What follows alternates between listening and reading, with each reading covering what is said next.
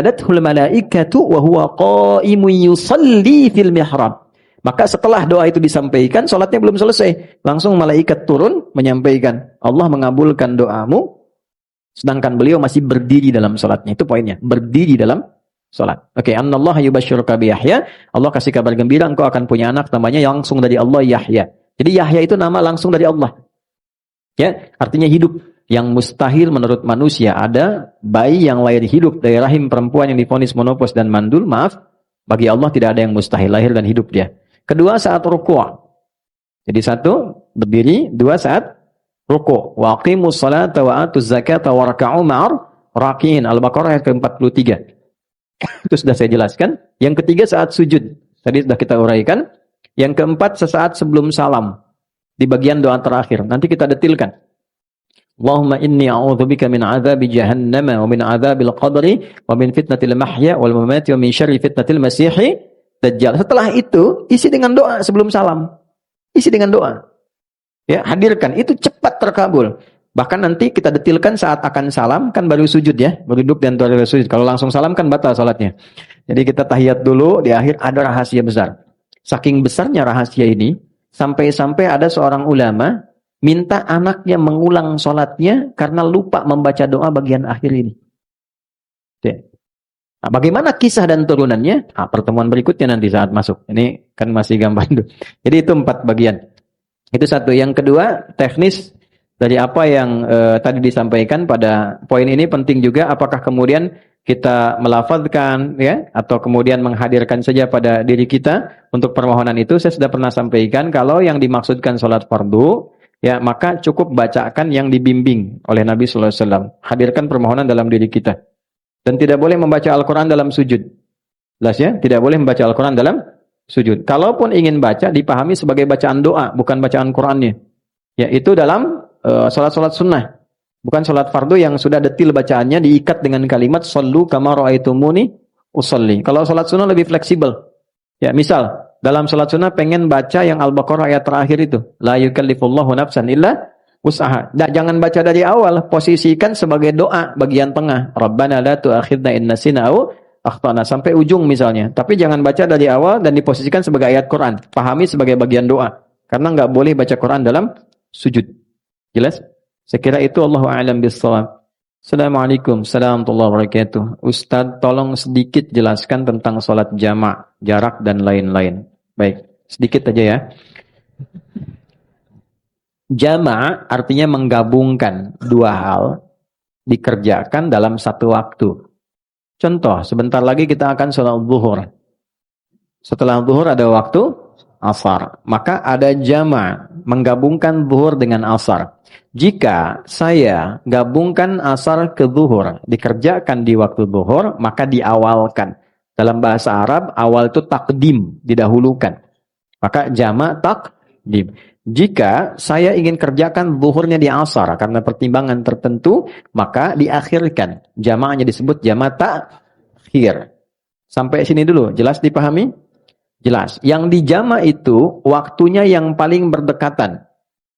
Jika sudah mendekat kepada yang satu, tidak bisa dijamak dengan yang lain. Contoh, zuhur dekatnya ke apa? Asar. Ya, maka zuhur pasangan jamaknya asar.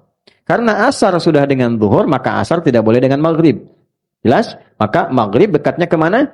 Isya. Maka maghrib boleh dijamak dengan isya. Baik takdim ataupun takhir. Subuh bagaimana? Subuh itu menyendiri. Karena itu jauh ke isya, jauh ke zuhur. Ya, jadi nggak bisa dijamak. Saya pengen jamak subuh dah sekalian tahajud ntar gitu kan? Nah, bisa. Ya, ada saya di pesantren pernah begitu, si fulan tahajud bangun, masya Allah si bilang kawan ini soleh luar biasa bangun gini. Jumat tuh, itu selesai kita pulang dari masjid di kawan perasaan tadi posisi tidurnya begini juga kita bisa tahajud. Saya tanya, ya Mas fulan gitu kan? Antum udah bangun? Udah sholat subuh belum? Adi ini gimana? Udah saya jamak sama tahajud tadi katanya. Waduh, saya kelampau soleh kawan ini. Jadi, ini subuh nggak bisa dijamak karena itu jaraknya jauh ke isya, jauh ke zuhur. Jelas sampai sini? Baik. Untuk kondisi menjama' ini ada dua kondisi. Satu kondisi yang disebut masafah, jarak yang terjadi dalam perjalanan. Mau menempuh perjalanan, jaraknya cukup jauh. Jarak ini dulu jauh itu diukurnya dengan batasan farsakh. Ukuran batasan jarak, kurang lebih 3 farsakh. Kalau di kilometerkan kurang lebih 80 atau 82 kilometer lah untuk sekarang. Jadi setiap perjalanan yang melewati batas itu dengan jarak itu disebut safar namanya. Ya, kalau dari sini mau ke warung bukan safar. Ya, itu dah. Kemana akhi? Safar dulu. Mana? Warung depan. Itu bukan safar. Safar itu minimal jaraknya berapa? 80 atau 82 kilo. Ini masafah. Yang kedua masyaqqah. Ya, masyaqqah. Bukan masako. Masyaqqah. Masyaqqah itu kondisi yang menyulitkan menunaikan sholat sekalipun tidak dalam perjalanan. Anda profesi dokter akan mengambil tindakan. Tindakan ini operasi dilakukan dari jam 1 sampai menjelang maghrib. Oke, sampai jam 6 misalnya. Baik, maka kita kan tidak safar. Tindakan dilakukan. Ini akan melewati asar. Maka kedepankan asar, tunaikan pada waktu zuhur. Jelas? Walaupun tidak ada safar. Ya, tidak boleh nanti misalnya saya pamit dulu nih waktu operasi. Begitu dibuka, jantung dibuka, Allahu Akbar. Bentar ya, adzan dulu, salat dulu, ntar balik lagi. Nah, itu nggak boleh. Ya, jadi itu yang disebut masyaqqah. Nah, ada yang kemudian menganalisis ulama, jarak itu pun harus dilihat masyaqqahnya juga. Karena dulu 80 kilo pakai unta. Kan? Atau jalan kaki. Unta kecepatan berapa? Standar rata-rata itu paling cepat dan 60-70. Ya, biasanya 30. Kalau santai banget 10-20. Gitu kan? Nah, nyampainya kapan? Antum dari sini mau ke Bandung pakai unta. Gitu kan? Nyampainya kapan? Gitu kan? Tapi kalau Anda gunakan kendaraan kan bisa lebih cepat. Maka kadang-kadang tiba lebih cepat dari sebelum waktunya. Maka ada ulama yang melihat tetap masyaqqah itu didahulukan daripada masafah. Jadi kalaupun jaraknya ada, tapi masyaqqahnya tidak mendukung, ya tetap yang didahulukan adalah kadar kesulitannya. Tapi ada ulama yang tekstual, yang penting jarak, kalau sudah terpenuhi ya sudah, hadiah dari Allah. Gitu. Nah, ini tinggal silahkan aja dalilnya ada, mana pilih yang paling gampang, ya. Ada lagi kondisi yang tidak ada masafah, masyaqqah juga ringan, tapi kondisi cuaca. Misal Anda biasa ke masjid nih, ya.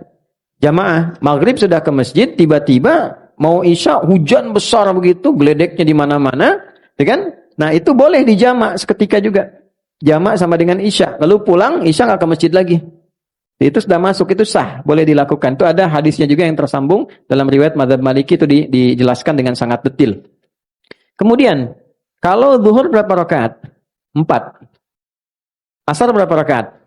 4. Kalau saya jamak, dahulukan asar, takdim ke zuhur, ditunaikan 4-4. Maka disebutnya namanya jamak kamil. Sempurna. 4 rakaat. Jelas ya? Yang kedua, ada kondisi, ini saya sedang nunggu nih pesawat. Saya mau berangkat. Sudah di Halim atau di Soekarno-Hatta, nunggu, kalau saya paksakan 4, saya ketinggalan pesawat. Ya, maka apa yang terjadi? Ya, wa idza darabtum fil ardi falaysa 'alaikum junahun an taqsuru minas shalah. Quran surah keempat ayat 101. Tidak ada salahnya kalau engkau khawatir dalam perjalanan, engkau mengkosor. Kosor itu mengurangi, memotong. Ya, dikurangi itu jumlahnya mesti genap, harus selalu genap. Jadi yang ganjil nggak bisa dipotong, dibagi 2. Ya, zuhur jumlahnya berapa? 4. Bagi 2 berapa? 2. Hasilnya harus genap, paling minimal 2. Boleh. Ya, maghrib berapa rakaat? 3. Bisa nggak dibagi 2? Tidak bisa. Jadi nggak bisa dikosor maghrib, nggak ada 1,5. Oke, subuh berapa? 2. Sudah batas minimal, nggak bisa dikosor lagi. Udah 2 dikurangin lagi gitu kan? Nggak bisa. Ya, dan akhirnya pun jadi ganjil 1 kan? Maka jumlahnya yang bisa dikosor cuma 3 waktu. Zuhur, asar, dan isya. Nah, kosor itu ada yang sifatnya tunggal, ada yang sifatnya jamak. Misal, saya mau kosor nih, zuhurnya karena perjalanan, tapi saya nyampe Semarangnya bahkan sebelum asar. Maka saya nggak jamak, kosor aja zuhur. Nyampe di Semarang, saya sholat asar. Kalau saya mau tinggal mukim. Jelas? Nah, tapi kalau saya kondisinya memang di sana juga kegiatan, aktivitas, maka saya kerjakan sudah berangkat ke bandara, saya kosor, saya jamak dan kosor. Gabungkan asar ke zuhur, masing-masing tunaikan 2 rakaat. Saya hadir di sini mengajar, saya kan lagi pergi nih, safar, jalan. Di sini saya ikut dengan Anda mukim tinggal di sini. Maka zuhur saya jadi imam misalnya, saya tunaikan zuhur 4 rakaat, saya kosor asarnya 2. Itu namanya jamak kamil dan qasar. Ya, kamilnya untuk yang zuhur, qasarnya untuk yang asar. Paham sampai sini? Paham ya? Nah, apalagi misalnya nanti karena permintaannya sedikit. Ustaz, tolong